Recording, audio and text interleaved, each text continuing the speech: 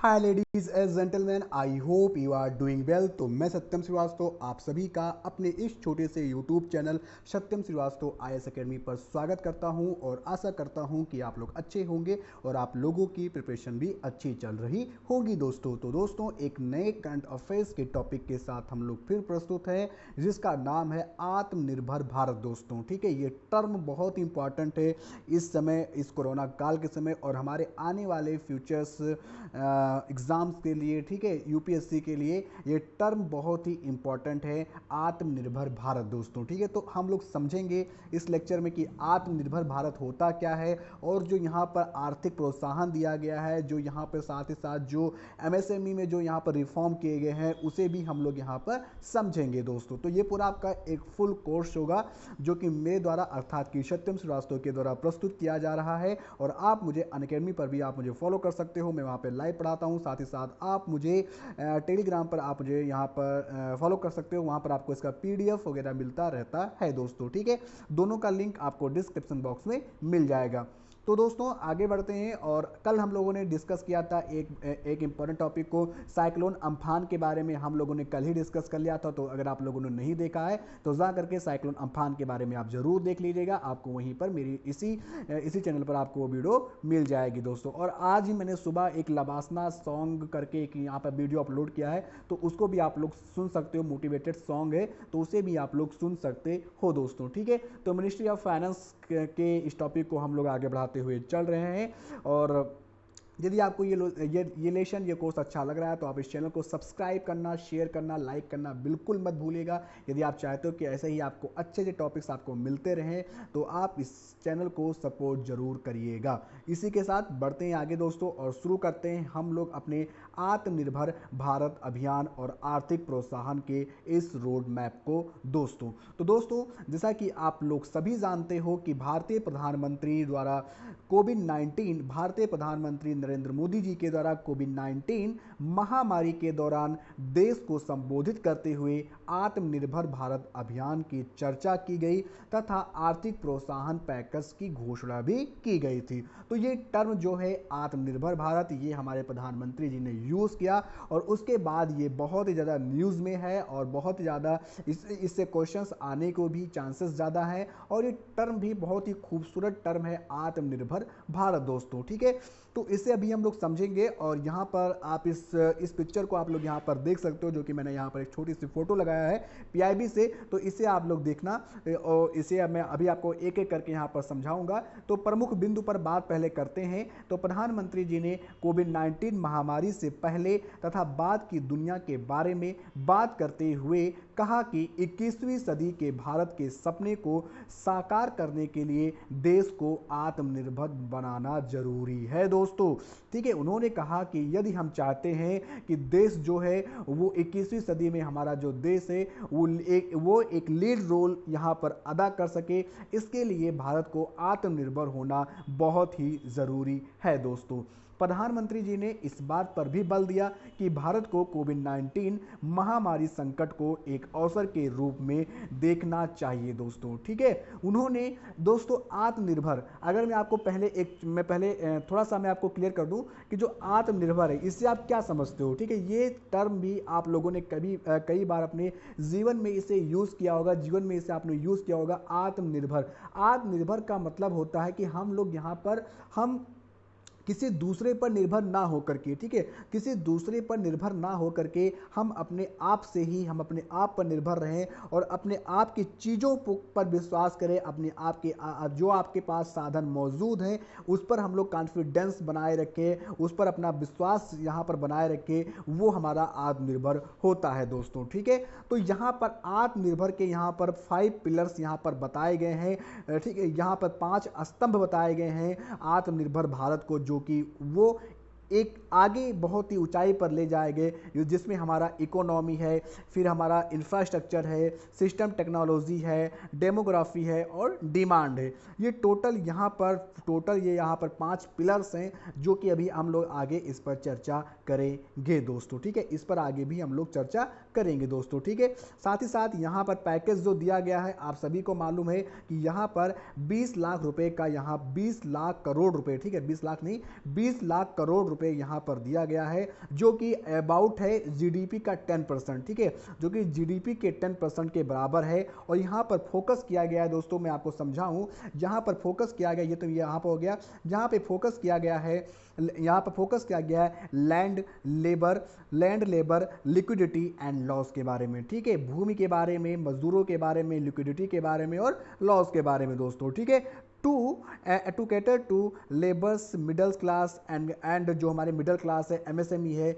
उनको यहाँ पर फोकस किया गया है दोस्तों, ठीक है। यहाँ पर बोल्ड रिफॉर्म नीड टू दी और यहाँ पर कहा गया है supply chain reform for agriculture होना चाहिए, रीजनल टैक्स सिस्टम में यहाँ पर सुधार होना चाहिए, साथ ही साथ यहाँ पर जो सिंपल एंड क्लियर लॉ होने चाहिए, ठीक है। ये सब यहाँ पर आपको देखना है दोस्तों, ये सब आपको यहाँ पर देखना है गाइज, ये सब आपको यहाँ पर देखना है गाइज, ठीक है।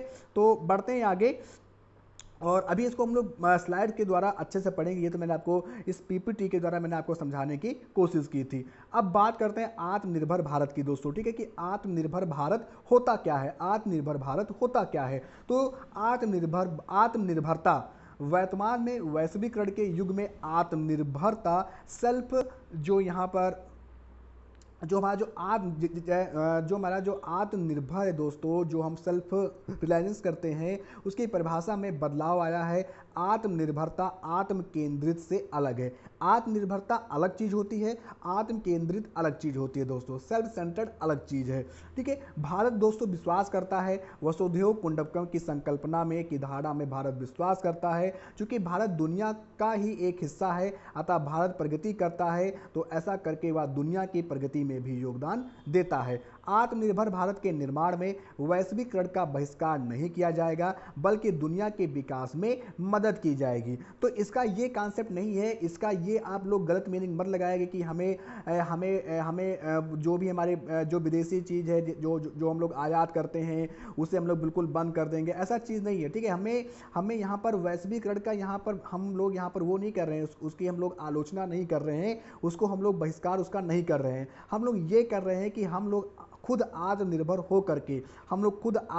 हो करके अब पूरी दुनिया को यहाँ पर हम लोग लीड रोल, उसे एक आगे अच्छी दिशा में हम लोग ले जाएंगे, वो चीज़ हमारा आत्मनिर्भर होता है। आत्मनिर्भर का मतलब ये है कि जो भी हमारे पास, जो हम खुद के संसाधन यूज़ करें, एक देसीकरण का जो मॉडल होता है, देसीकरण, ठीक है, हम लोग देसीकरण सामानों का यूज़ करें, देसीकरण का ज़्यादा से ज़्यादा चीज़ों को यूज़ कर, जो हमारे इंडिया में होता है, इंडिया में उसको बनाया जाए और इंडिया में ही उसको बना करके उसको बेचा जाए, उसको वर्ल्ड लेवल पर उसको बेचा जाए, वो है हमारा आत्मनिर्भर दोस्तों, ठीक है, वो है हमारा आत्मनिर्भर भारत दोस्तों, ठीक है। तो ये छोटा सा कॉन्सेप्ट आपको समझना पड़ेगा दोस्तों। अब दोस्तों मैंने अभी आपको आपको फर्स्ट स्लाइड में मैंने आपको बताया था कि ये टोटल ये 2 चरणों में लागू किया जाएगा। ये जो आत्मनिर्भर भारत है, ये 2 चरणों में लागू किया जाएगा। प्रथम चरण जो है, इसमें चिकित्सा हो गया, वस्त्र हो गया, इलेक्ट्रॉनिक्स हो गए, प्लास्टिक हो गए, खिलौने जैसे क्षेत्रों को प्रोत्साहित किया जाएगा, ताकि स्थानीय विनिर्माण और निर्यात को बढ़ावा दिया जा सके। तो यहाँ पर चिकित्सा के क्षेत्र को, वस्त्र हो गया, इलेक्ट्रॉनिक्स हो गया, खिलौने हो गए, जो कि हम चाइना से इतने ज़्यादा खिलौने हम लोग आयात करते हैं, ठीक है, वो चाइना से आयात ना करके हम लोग खुद भारत में ही बनाए, ठीक है। जो भी हमारे इसके जो यहाँ पर लघु उद्योग हैं, कुटीर उद्योग हैं, जो कि अपने हाथों से खिलौने बनाते हैं, ठीक है, उसको हम लोग यहाँ पर उसको प्रमोट कर सकें, उसको यहाँ पर प्रथम चरण में रखा गया है। जो सेकंड स्टेज इसका होगा, इसमें रत्न हो गए, आभूषण यानी कि जो सोना चांदी हो गए, फार्मा हो गया, स्टील जैसे क्षेत्रों को इसमें प्रोत्साहन दिया जाएगा दोस्तों। तो ये हमारा इस मिशन को 2 चरण में फेज 1 और फेज 2 में शुरू किया गया है दोस्तों, ठीक है। तो ये आपको ध्यान में रखना है। अब बात करेंगे आत्मनिर्भर भारत के 5 स्तंभ बताए गए हैं, जैसा कि मैंने आपको पहले बताया है। तो आत्मनिर्भर भारत के वो 5 स्तंभ कौन कौन से हैं दोस्तों? तो पहला है हमारा अर्थव्यवस्था, अर्थात कि इकोनॉमी, इकोनॉमिक नहीं इकोनॉमी, जो वृद्धिशील परिवर्तन यहाँ पर अर्थात कि जो इंक्रीमेंटल चेंज के स्थान पर बड़ी उछाल पर आधारित हो, ठीक है। मतलब अर्थव्यवस्था जो है वो वृद्धिशील परिवर्तन के स्थान पर एक बड़ी उछाल पर आधारित हो, यानी कि क्वांटम जंप पर आधारित हो। ऐसा नहीं कि बहुत धीमे धीमे से रफ्तार से चल रहे हैं, अब हमें थोड़ा सा फास्ट चलने की ज़रूरत है। इसके बाद दूसरा जो यहाँ पर पिलर है वो है अवसंरचना, अर्थात कि इंफ्रास्ट्रक्चर। ऐसी अवसंरचना जो आधुनिक भारत की पहचान बने। इंफ्रास्ट्रक्चर का मतलब होता है जो भी चीज़ें हम बनाते हैं, चाहे फिर वो रॉ मटेरियल जो फिर चाहे वो सीमेंट हो गया, ये सब चीज़ें होंगे, रॉ मटेरियल्स हो गए, वो सब हमारा इंफ्रास्ट्रक्चर में आता है। इसके बाद टेक्नोलॉजी है। टेक्नोलॉजी है कि 21वीं सदी प्रौद्योगिकी संचालित व्यवस्था पर आधारित होना चाहिए। इसके बाद है यहाँ पर गतिशील जनसांख्यिकी जो आत्मनिर्भर भारत के लिए ऊर्जा का स्रोत है, यानी कि जो हमारी जो एक डेमोग्राफी जो यहाँ पर वाइब्रेंट डेमोग्राफी जो यहाँ पर एक बहुत ही 35 साल आप समझते हो कि 65 जो यहाँ पर 65% जो यहाँ पर पॉपुलेशन है वो 35 वर्ष से इसका कम है, तो ये एक युवा आबादी है। तो इस युवा आबादी को हम लोग अच्छी चीज़ उनको रोजगार दे सके ताकि वो देश के विकास में वो अपना योगदान दे सके, उसके लिए यहाँ पर फोकस करना। साथ ही साथ डिमांड का मतलब है क्या, मांग। ठीक है, भारत की मांग और आपूर्ति यानी कि डिमांड और सप्लाई की पूरी क्षमता का उपयोग किया जाना चाहिए, क्योंकि जब डिमांड बढ़ेगा तभी सप्लाई बढ़ेगी। अगर डिमांड नहीं बढ़ता, अगर बाजार में मांग ही नहीं रहेगी तो फिर उसकी सप्लाई कंपनी करेंगे ही नहीं, कंपनी मार्जिन नहीं बनाएंगे। इसलिए अगर जैसे जैसे डिमांड बढ़ता है सप्लाई भी बढ़ती जाती है। सप्लाई बढ़ेगी तो कंपनी को यहाँ पर मुनाफा होगा, सरकार को मुनाफा होगा, और सरकार को मुनाफा होगा तो देश को मुनाफा होगा दोस्तों। इसे आप इसे समझ सकते हो दोस्तों। ठीक है, तो यहाँ तक मैं आशा करता हूँ कि आप सभी को क्लियर हो चुका होगा। अब बात करते हैं दोस्तों, आत्मनिर्भर भारत के लिए आर्थिक प्रोत्साहन दिया गया है, उसे भी थोड़ा सा हम लोग समझेंगे यहाँ पर कि आत्मनिर्भर भारत के लिए आर्थिक प्रोत्साहन कौन कौन से दिया गया है। आप यहाँ पर एक ब्यूटीफुल पिक्चर में आप लोग यहाँ पर देख सकते हो। ठीक है, यहाँ पर क्या किया गया है, श्रमिकों और कृषि के लिए यहाँ पर 3.10 करोड़, यहाँ पर 3 लाख करोड़ रुपए यहाँ पर दिया गया है। साथ ही साथ माइक्रो एग्रीकल्चर, मत्स्य पालन के लिए, मधुमक्खी पालन के लिए यहाँ पर 1.5 लाख करोड़ रुपए दिए गए हैं, तो ये भी आप जान सकते हो। ठीक है, बीजीएफ और मनरेगा को भी यहाँ पर 48,000 करोड़ रुपए यहाँ पर दिए गए हैं। साथ ही साथ यहाँ पर आरबीआई की ओर से घोषणा की गई 8 लाख करोड़ रुपए यहाँ पर दिए गए हैं। पीएम गरीब योजना, ये दोस्तों मैंने डिस्कस किया है पीएम गरीब योजना, इसे प्लेटफॉर्म पर आपको ये लेसन मिल जाएगा, सेपरेट लेसन है, इसे आप लोग देख लीजिएगा।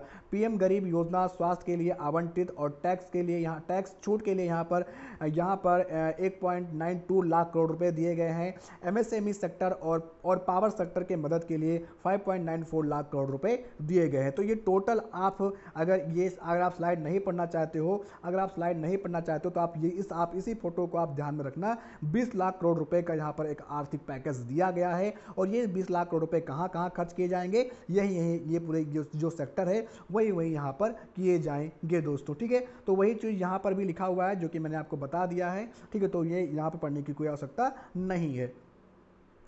अब यहाँ पर दोस्तों बात करते हैं उद्योगों के लिए विशेष प्रोत्साहन दिया गया है। अब हम आ गए दोस्तों, जो हमारा जो इंडस्ट्रियल रिफॉर्म हुआ है उसमें हम थोड़ा सा देखेंगे सूक्ष्म लघु और मध्यम उद्योग, अर्थात कि micro small and medium enterprises, MSME जैसे हम लोग कहते हैं, उसमें क्या क्या रिफॉर्म किए गए हैं ये समझना थोड़ा सा हमारे लिए इंपॉर्टेंट हो जाता है। तो हाल ही में एमएसएमई और अन्य क्षेत्रों के लिए सरकार द्वारा विभिन्न क्रेडिट गारंटी योजनाओं की घोषणा की गई है दोस्तों। ठीक है, तो यहाँ पर क्रेडिट गारंटी में क्या क्या है, तो बैंकों द्वारा एमएसएमई को दिए जाने वाला अधिकतर ऋण एमएसएमई को ठीक है, एमएसएमई की परिसंपत्तियों के आधार पर दिया जाता है दोस्तों। मतलब कि उनकी जितनी भी यहाँ पर परिसंपत्ति होती है उसके आधार पर ही उनको यहाँ पर ऋण दिया जाता है। लेकिन किसी संकट के समय इस संपत्ति की कीमतों में गिरावट हो सकती है तथा इससे एमएसएमई की ऋण लेने की क्षमता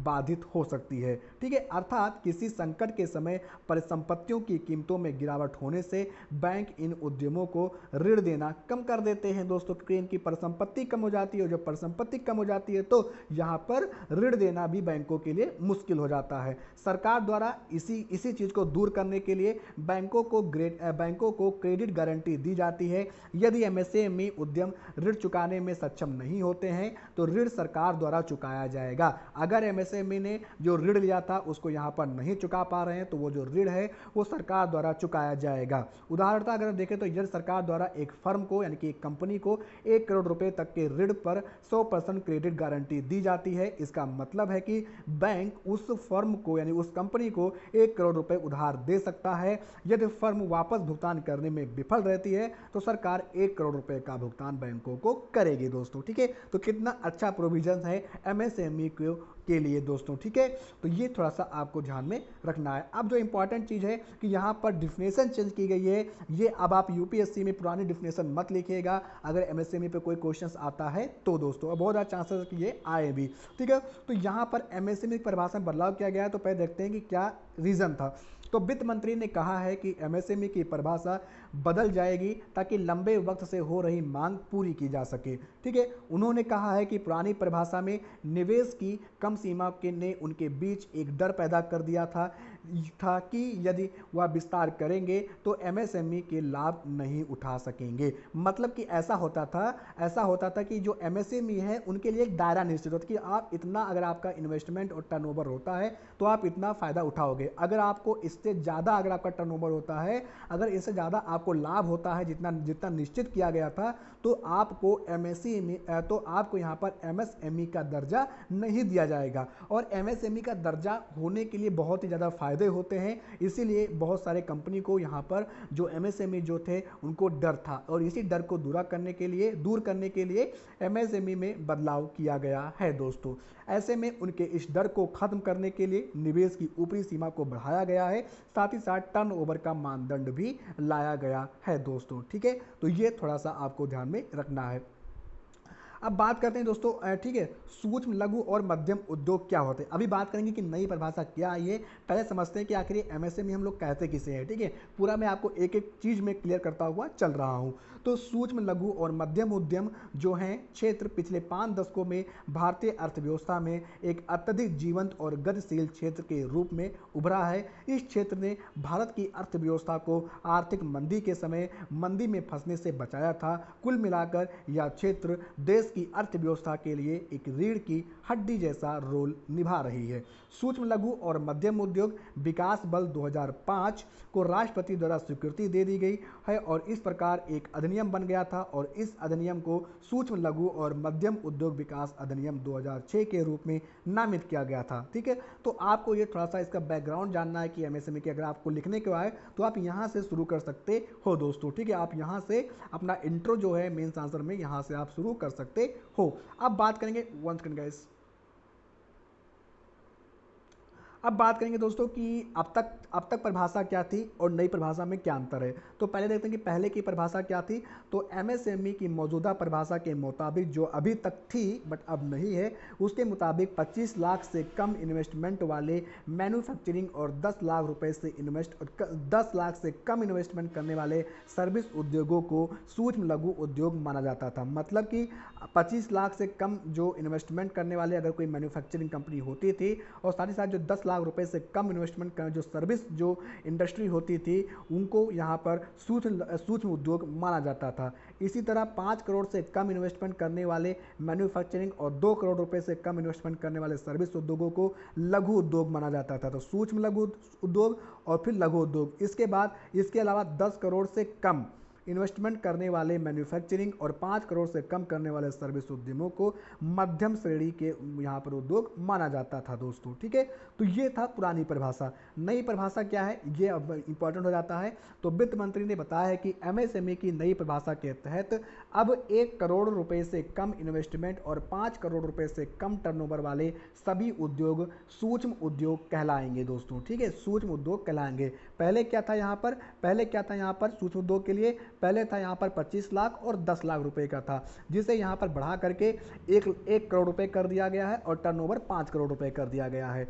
इसी के तहत अब 10 करोड़ रुपए से कम इन्वेस्टमेंट और 50 करोड़ रुपए से कम टर्नओवर वाले सभी उद्योगों लघु उद्योगों के दायरे में आएंगे। तो ये है लघु उद्योगों का। साथ ही साथ 20 करोड़ रुपए से कम इन्वेस्टमेंट और 100 करोड़ रुपए से कम टर्नओवर वाले सभी उद्योग मध्यम उद्योग की श्रेणी में आएंगे। बता दें कि सरकार की ओर से अब तक एमएसएमई के लिए सालाना टर्नओवर का कोई मानदंड तय नहीं किया गया था, लेकिन वित्त मंत्री ने एमएसएमई को मजबूत बनाने के लिए नई गाइडलाइन में इसे शामिल कर दिया है और उद्योगों को इसका लाभ मिलेगा। तो दोस्तों ये था आत्मनिर्भर भारत और एमएसएमई की नई परिभाषा और आर्थिक पैकेज पूरा मैंने आपको 20 मिनट में कवर कराने की कोशिश की है दोस्तों, ठीक है। और ये आप यहाँ पढ़ सकते हो कि इसकी समय से मतलब कि वित्त मंत्री ने कहा है कि देश में एमएसएमई को मजबूती देने के लिए सभी इकाइयों को बिना गारंटी के 3 लाख करोड़ रुपए का लोन दिया जाएगा, 3 लाख करोड़ रुपए का। इससे 45 लाख इकाइयों को लाभ मिलेगा। इसकी समय सीमा 4 साल होगी, 1 साल तक मूलधन भी नहीं चुकाना होगा। यह योजना 31 अक्टूबर 2020 तक लागू रहेगी दोस्तों, ठीक है। तो ये एक स्कीम है जिसके तहत यहाँ पर बिना गारंटी के 3 लाख करोड़ रुपए का यहाँ पर लोन दिया जाएगा एमएसएमई को दोस्तों, जिसका जो समय सीमा होगा 4 साल और 1 साल तक मूलधन भी उनको नहीं चुकाना होगा दोस्तों, ठीक है। तो ये थोड़ा सा आप ध्यान में रखना। और ये था दोस्तों आज का टॉपिक, और मैं आशा करता हूँ कि आप सभी को ये टॉपिक अच्छा लगा होगा, आपने एंजॉय किया होगा, और ये टॉपिक बहुत इंपॉर्टेंट था आपके आने वाले एग्जाम के लिए दोस्तों। तो मैं आपसे यही कहूँगा, यदि मैं डेली बेसिस पे क्लास ले रहा हूँ, इंपॉर्टेंट करंट अफेयर्स का टॉपिक मैं यहाँ पर डेली बेसिस पे मैं यहाँ पर डिस्कस कर रहा हूँ। तो अगर आप अब तक आप लोगों ने चैनल को सब्सक्राइब नहीं किया है तो ज़रूर कर लें, ताकि आप लोगों को अभी और बहुत ही अच्छे अच्छे टॉपिक्स यहाँ पर मिलेंगे। तो दोस्तों इसका आपको PDF मेरे टेलीग्राम लिंक जो हमारा है सॉरी गाइस, ठीक है, लेट्स क्रैक विद सत्यम श्रीवास्तव, ठीक है, लेट्स क्रैक विद सत्यम श्रीवास्तव, आप टेलीग्राम पर जाइएगा, वहाँ पर लिखिएगा लेट्स क्रैक विद सत्यम श्रीवास्तव, वहाँ पर आपको मेरी प्रोफाइल मिल जाएगी, आप उसे ज्वाइन कर लेना, आपको इसका PDF मिल जाएगा। और नीचे डिस्क्रिप्शन बॉक्स में लिंक दे दूंगा, लिंक में दोस्तों ओपन नहीं होता जल्दी, तो वहाँ पर जहाँ पर t.me लिखा हुआ है आपको telegram.me लिख देना है, आपको लिंक ओपन हो जाएगा, ठीक है। तो आप लिंक से भी सर्च कर सकते हो और नाम वाइज भी सर्च कर सकते हो दोस्तों। तो हम लोग मिलते हैं अपने नेक्स्ट टॉपिक के साथ, तब तक के लिए आप मेरे साथ बने रहिए, टॉपिक को देखते रहिए। Bye bye, see you and thank you.